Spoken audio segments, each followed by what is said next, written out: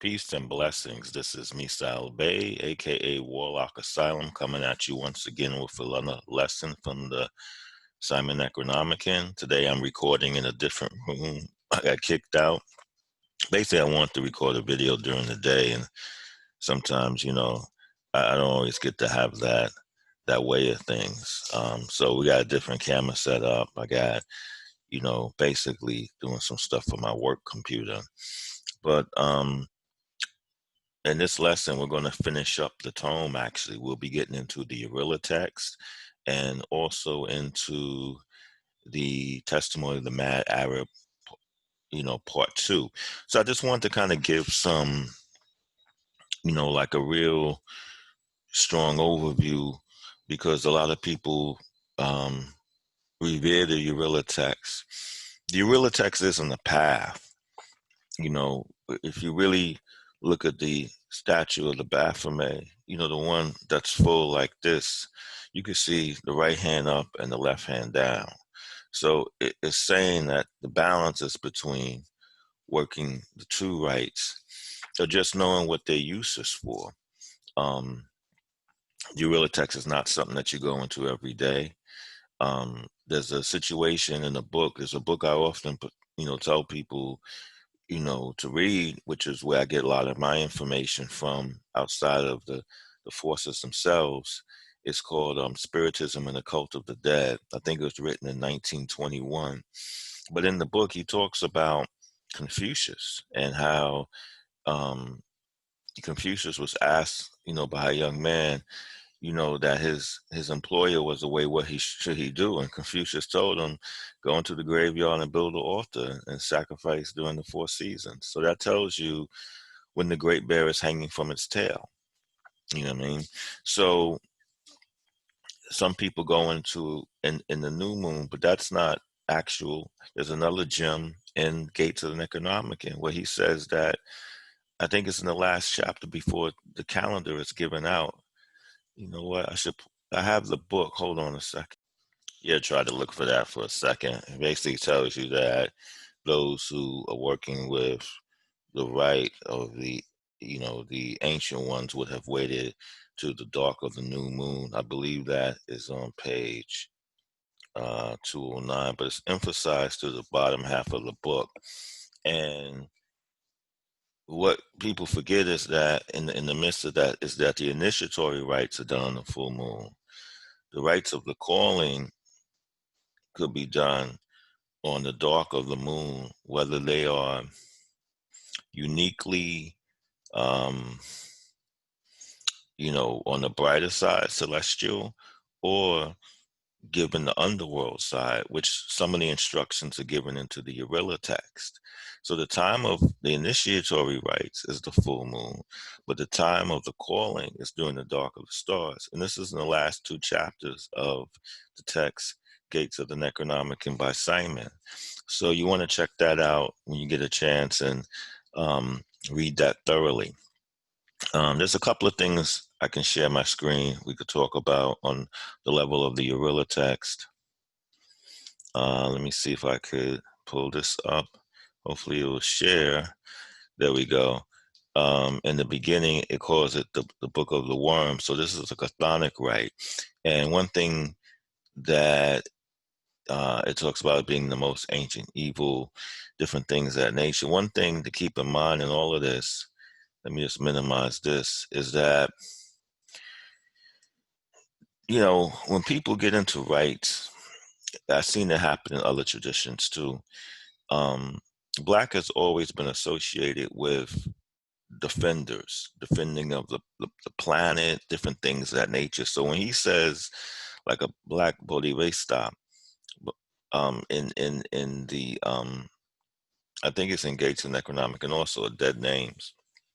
This is what the work of the the practitioner of the Necronomicon is to be. That's something that transcends. It transcends even the Necronomicon itself, as far as traditionally, historically, that's what that means. If you work with the black color, that's representing protection, defense. In some cases, sorcery. So in the beginning, in the introductory information, it calls it the black rites. Now, in some cases, I'm going to say this because a lot of people are not aware of this, and you can find it when you study Mesopotamian cosmology of the underworld, the land of the living, and the heavenly world. I'm going to say this, like, a lot of times when people look at certain things, they call it powerful because of its reaction in our world. And really, when you're dealing with true heavenly forces, those things can take a time because they're more distant from man. It says in the text, the gods are forgetful and very far away. And there's different reasons why that's said in the text, but primarily it's to remind the listener that, if you call something and something's going on, a lot of times it's not, doesn't mean necessarily it's powerful. It just means that it's on the lower end of the astral spectrum. The astral world is not the same thing as the divine world. Astral energies, some of them are higher and lower, but the lower ones are more closer to our reality, and they take off they take off fast. I remember one time, this lady was complaining, this guy in high magic, he was saying what I was doing was low astral stuff, and she didn't understand because of what she was experiencing.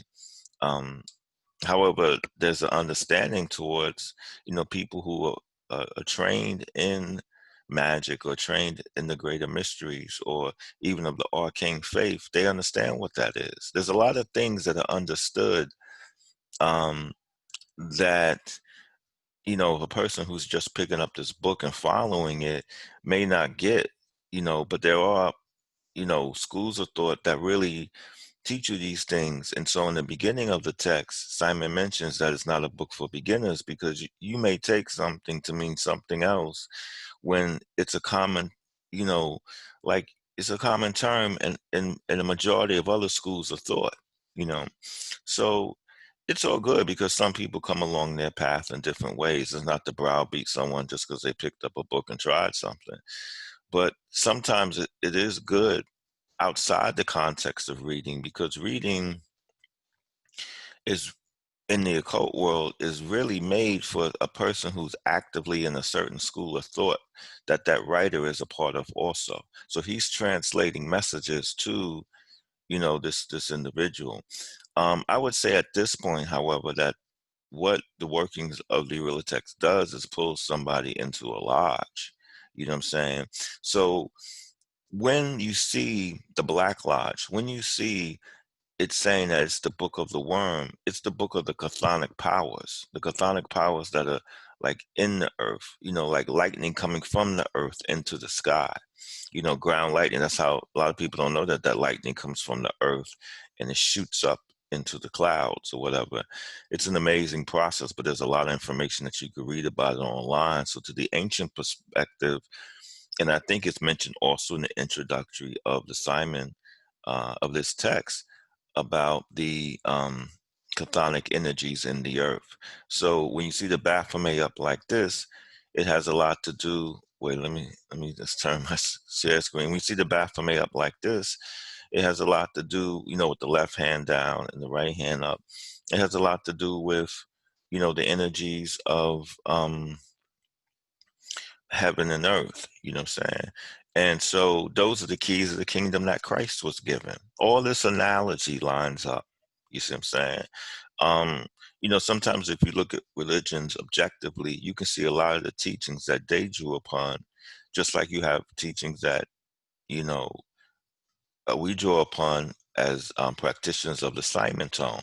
And it's all great, you know what I mean? So let me get back into this a little bit just to kind of break down some of this portion of the text. Um, go back into my share.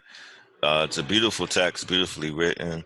You have first the incantation of the Ancient One, which you really get into, the depths of your psyche. You know what I mean, and how, um, like who you are, because in some ways, when you're crowned in the Simon mysteries, doesn't say the Simon mysteries, but the Necronomicon mysteries, anyone that wears a crown in anything, if it's, Apollo may own big, whatever it is. If you're wearing a crown or you've been crowned or scratch or however people want to call it, that means that, you know, those energies are operating within you, and the mythology tells you how the energy runs. You see what I'm saying? So this is why you can talk to a gatewalker and they can talk about Anana or Ishtar, and they'll have a similar story, like they're talking about a person that you know in real life. And then they'll have something for them because each of us have to learn different lessons. Okay, so here we get a chance to talk, the terrible offspring, the ancient ones. The ancient ones primarily were like forces of nature, like the lightning, and so in the greater mysteries, those forces like fire, lightning, and different things of that nature, they're considered like the elemental forces because they're based upon elements and the intelligence behind the elements. You see what I'm saying? So, and a lot of creatures, what's interesting, let me just stop to share for a second as I'm talking, is that a lot of, you know, you hear about a lot of times, let's say in Western ceremonial magic, or more specifically, topics that convey Levian thought, Satanism and stuff, man is an animal and stuff. Well, people think, people always associate that with a indulge, but in the mysteries that deal with that before our present era, that man is an animal, it wasn't so much like, hey man, I'm gonna indulge, do all this crazy stuff. It was more or less to tap into the realm of the animal mind because they respond heavily to um, elemental forces, the forces of thunder, the hurricane forces, the fire, the firestorms, the earthquakes, all those forces. Like when he talks about people in the Book of Calling who worship the heaving earth and stuff, that's all talking about elementals, people who worship elementals, because that's the intelligence behind those forces. You understand? So the animal, because they have to survive in nature, we transcended nature a little bit because our ultimate goal is to be a celestial creature. But for those who don't get that, they may fall into the category actually worshiping those forces when through their lineage of deity, through their lineage as Enki, which is the superconscious mind. Enki is the superconscious mind, and it feeds thoughts through the conscious. That's why he's called the Father. You can look in the mysteries of Samuel War. He talks about the same thing, how the Father, even in the Bible, is always talking about the superconscious mind, the God conscious mind. There's a place for that. And based on that is where I am theology came out of. So, this is not anything exceptional, but if you really have insight to the arcane faith itself, you could really appreciate, like, wow, this is some real heavy duty stuff, in the sense that, it's sort of like, you can get a lot out of it based on what the Sumerians were dealing with their cosmology. I'm trying to share my screen again. And so we see here, it talks about the offsprings of the ancient ones, and they may be summoned by the priest, this sort of thing. And it talks about the gate. You don't want to leave the gate open, and they give you instructions about the gate itself. Then you have Lady Shaku Guku, which is the Greek version of Athena. All right, the Greek version of Athena would be Hecate, right? Would also be Hecate. It would also be Erishkigal. You would find La Santissima Muerte in that categorization for more, more in the, modern era, the more into the American era. So it would be those type of energies that's calling the Ia Adonai. You go further down and you will see some of the symbology, which is a morph representation of some of the things that uh, that you begin to see, in Sumerian mythology itself. I want to clarify something here. Akaharu is actually an ancient Chaldean term because some people have came out in literature and say that it doesn't exist. I've written on this topic. You can find it on the blog page. I probably posted in the link if I can access it from this computer. Um, so all in all, when you get to these intelligences, they are nine, like the mother of nine, Oya in Ifa. It's all consistent, and it has to be because science has to be consistently based. Someone can make a TV in Japan, someone can make a TV in America. It has to all be consistently based. We have the hymn to the ancient ones, which is ultimately the prayer to the gods of the night. That's actually a more authentic watcher calling. And then we have the invocation of all power. So when you go in there, you definitely want to taste the waters of life. Um, you want to participate as much as you can in gaining a knowledge or understanding of that. I really don't talk about how rituals are enacted online, um, because I don't know where the people who are listening, where they're at. I don't know what they're dealing with at all. So I don't want to, like transcribe information that, could be mistaken or misrepresentate, but misrepresent, misrepresentations going on. I just kind of try to share some thoughts, and learn from others, about how these rites work. I'm trying to go into the second part, which I'm going to share my screen again, and I have to kind of close this down shortly. Okay. And this video is, this section is called the Testimony of the Mad Arab, the second part. And it gives you, some prayers like the daily prayer, a way to revitalize, um, your being, your chakra system, the seven cities of Suma, your chakra system, you know what I'm saying? And do it on a solar because you should. The solar, let me just say something because people talk about then they're in the sun and they're not part of the sun. The sun is 99, I think, 0.7% of our solar system. How could you escape that? If you at a distance, you can't even see the the planets and all that kind of stuff. You would just think it was just the sun itself. But as you get close, and you have to get real close, then you could see, what I'm saying, all these different planets. But if we were, let's say, on the North Star, Polaris, and we were looking down at our solar system, we wouldn't see the planets. We would just see the sun. You know what I'm saying? So you need to call the sun because the sun is how you get into other areas of the solar system. You go through the consciousness of the sun to propel yourself into other areas. It's very simple. This is like the CEO, the chairman of the board. All of this comes from the arrangement of the solar system. Next thing we go to, what God have I offended? That comes from a prayer to every God. And I tell a lot of people sometimes, like when you're looking at these little portions, a lot of this is to get the person in tune with looking up the actual prayer and using it. You know what I'm saying? And if you figure that out, then that's on the right track, definitely. Let me go back into the share.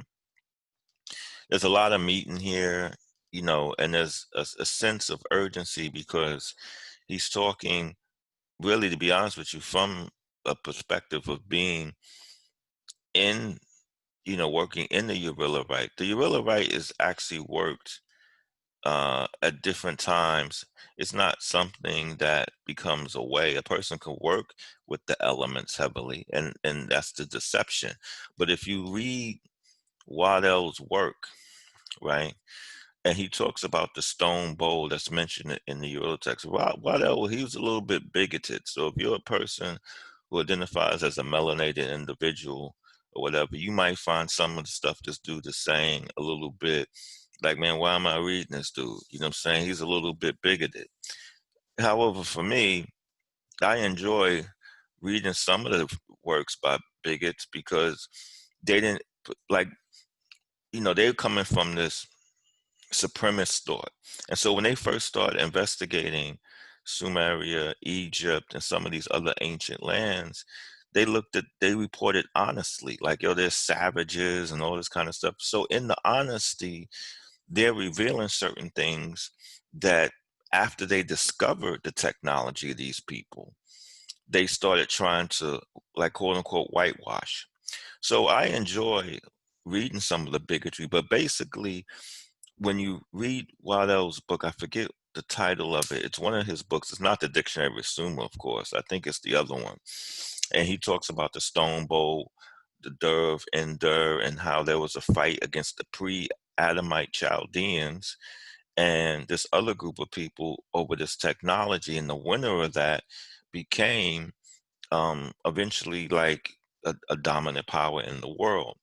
So the technology that they're talking about is actually converting from worshiping elemental, because in the hunting gathering era, that's what happened.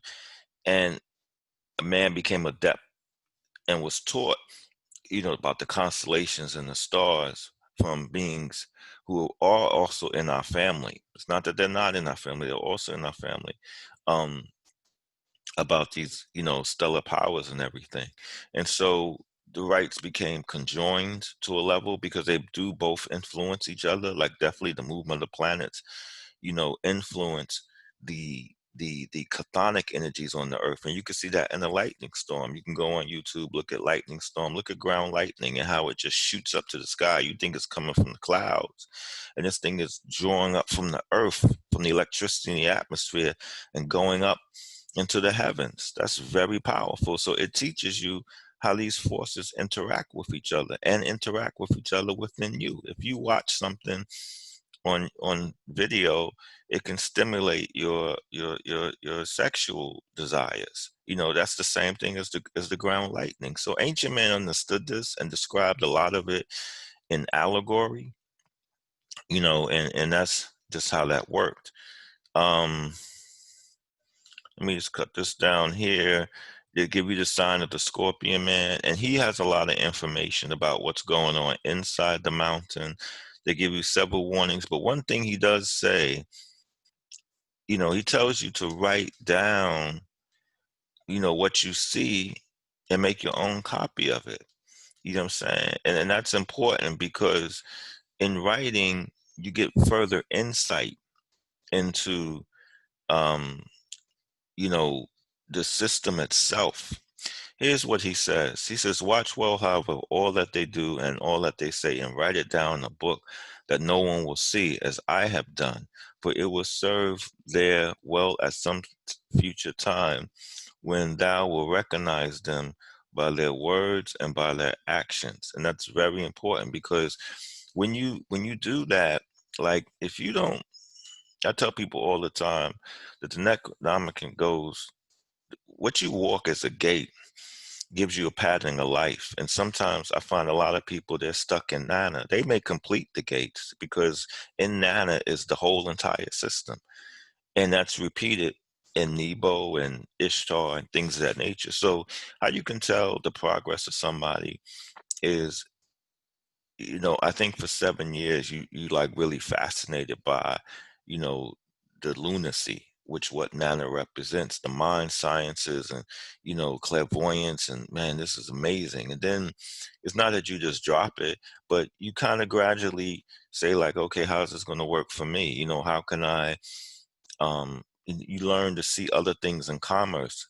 It could mean that you could, a lot of brothers have set up online stores, to try to keep the elements of their tradition alive by selling herbs, by selling, that's why I always kind of big up Terrain Hicks because he came through and, he just kind of just really took it to another level. And it wasn't so much about, it's, I interpret it as being about keeping traditions alive. And you do that by making sure all the properties are available. For example, one of the herbs that is important in the rite of the Watcher conjuration of nettles. Can you imagine if we didn't have nettles available, if someone didn't have a store for it? So a lot of people with insight, they're moved by the same celestial energies that's giving you a dream. They're moved to create a business to supplement that. And sometimes it's not always business that's obviously pertaining to an occult. For example, I couldn't talk to you if there was no computers. The same energies that may have, sent a dream to a person to or maybe inspired a person to create an online store was the same energies behind the computer design, because if it wasn't for that, none of this would exist. You see what I'm saying? And the foresight, like me, man, wow, what's going on? Those scientists are just as inspired because they're ruled by Nebo. Nebo covers all of that. They may not talk about, people sometimes they get, when they start getting unearthly, they just think it's just the navigate. Like they just think like it's identified. Like sometimes ethnic people are tricked because they put a word that ethnic people identify themselves as in front of the pizzeria. You know what I'm saying? Ethiopian, like Ethiopian pizza, or Mediterranean pizza, or Scandinavian pizza, and it's like, oh, Scandinavian pizza. Let me check this out or whatever. So it's the same thing like with occult science. Like you just think everything with that word in front of it is occult science when there's everything around you. So that's how you keep the balance of it. So when you see like technology, that was inspired when I was studying overseas in different schools and stuff. It was always said that like the technology we use is given to us by the gods in the same way that, you know, United States may sell old nuclear arms to other nations, because that's how you progress. That's how you raise a child. You give him certain things that you liked. Hey, you like cartoons? I used to like this cartoon. Yeah, I know Bugs Bunny. I don't think Bugs Bunny is still rocking, but I'm just saying, you know what I mean? Maybe it's Elmo or something. And, it's kind of the same idea. And then he kind of begins to grow and to develop. And I mean, man, it becomes an immensely beautiful thing. And then you start like, can I get the keys to the car? And you like, ah, man, let me let you look at this car because you did it. You see what I'm saying? So these are people that went before us who are related to us, and as they move forward, they have greater intelligence. So then it comes to family life, you know what I'm saying? And those gates, the seven gates, are mimicked in different ways. For example, it's mimicked when you're growing up. I look at the seven gates initially as how man grows into being a man, or how a woman grows into being a woman. Like initially, you have consciousness. All you do is just sit there for 3 months. You just crying, being fed, being breastfed, and your diapers getting changed. And then you start learning how to walk, how to travel, how to communicate, how to speak. And that's at a different degree, right? That's at a different age range, maybe from 15 months to like 3 years old. You start really accomplishing that. You begin to reason. You begin to, understand how you could play tag and hide and seek and stuff like that. That's Nebo. And then, you start going into grade school. That's Nebo, in those ages. And then when you get approximately 15, the number of Ishtar, you start developing sexually. You know what I mean? And so it Shamash, 20, 21, you can drink, you at a man's age. So it like mimics that. And it's not always like the age with the number per se, but just in the progression of how it is. So in that, all the seven planets rule the Me's ultimately. They give you everything that is part of society, either in shadow or, for vice or for benefit. So just because you're not talking about whether astrology doesn't mean that you're not tapped into some occult power. When you look at like, there's a video I'll probably do later on about some of the greatest groups in the world, whether it be rap groups or rock groups, and how they were tapping into occult stuff, and it wasn't based on the lyricisms or saying some satanic messages that had nothing to do with it. It was just the structure, the timing, and just different things. So when you look at the fact that you can listen to a song and you sitting there and your mind is in there, you enchanted, like the serpent moving like this. You see what I'm saying? So it's in everything. You know what I mean? And that's what the Mad Arab is saying in the text. Let me share my screen again, is that you can start seeing if you write down, which is, why I'm saying this is because writing is an attribute of Nebo. You know what I'm saying? So when the Mad Arab met a scribe of Inki, he was in the house of Nebo. It was someone who had reached that level. We know that was someone who was possibly like I don't know, 8 years into the system. Typically he could have been maybe 2 or 3 years, but evidently he saw some things through writing. I would never, be honest with you, a lot of people know me for writing, but I never really, thought about like writing books and stuff. Like now that I look back, it makes sense because I was in grade school. Some of the things I wrote, like it was a story, like let me stop to share. I had wrote this story and it was kind of crazy. It was like, about a spaceship and going up to see the planets. It was like I was in third grade. So the teacher was like, look, come, you go into the principal's office. I was like, man, did I put something in that story? That was a little too far out there. And so she sat down and it was just like, we're going to create a school newspaper out of this and you're going to be in charge of it. And I'm like, oh man, I don't know if I could participate in this like that. Um, and so, when I look back upon that and see myself writing today, it's like, yeah, maybe that was a pathway for me. You know what I'm saying? I didn't see it at the time.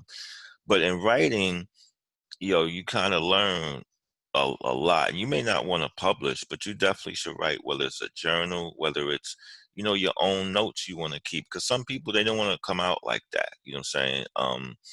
I come out like that because sometimes things need to be said that's just not being said. You know what I'm saying? And sometimes the information is a slight bit, I can see that the person who, everyone has their own path. So they're bringing out some things I may not know or whatever, and vice versa. But sometimes, like in a movement, if I see too much rhetoric on the same notion, then I may say, and I know the topic, I work with the topic. Like everything I put out is something I work with, and you could find that in some other books or whatever. So yeah, so it's definitely a lot to learn, but I tell people, write your own book and release it. You know what I'm saying? Like keep notes, be thorough with it because this is your life. It's one life in this consciousness, and you want to be able to, learn as much as you can and cultivate yourself. I think one thing when you get into, real initiations that you get a lot more information through epiphany and through direct contact with deity. So it's not about reading a whole bunch of books and all that crazy stuff, but in the exercise of writing itself is a meditation. You know what I'm saying? And there's different meditations that each of the seven gates op, um, teach. And within the midst of all of that is, how can I say this? Like within the Urilia text is sort of like an execution of all of that sort of thing. You know what I mean? So, you know, just take it to the heights, for all the reaches of heaven, when let Tiamat rise up to the stars, be that lightning bolt. You know what I'm saying? So next, we're going to get into some of the new Nzuwu texts. We're going to talk about them, the meaning of them, and that sort of thing. But thanks for taking this journey with me, this ride with me.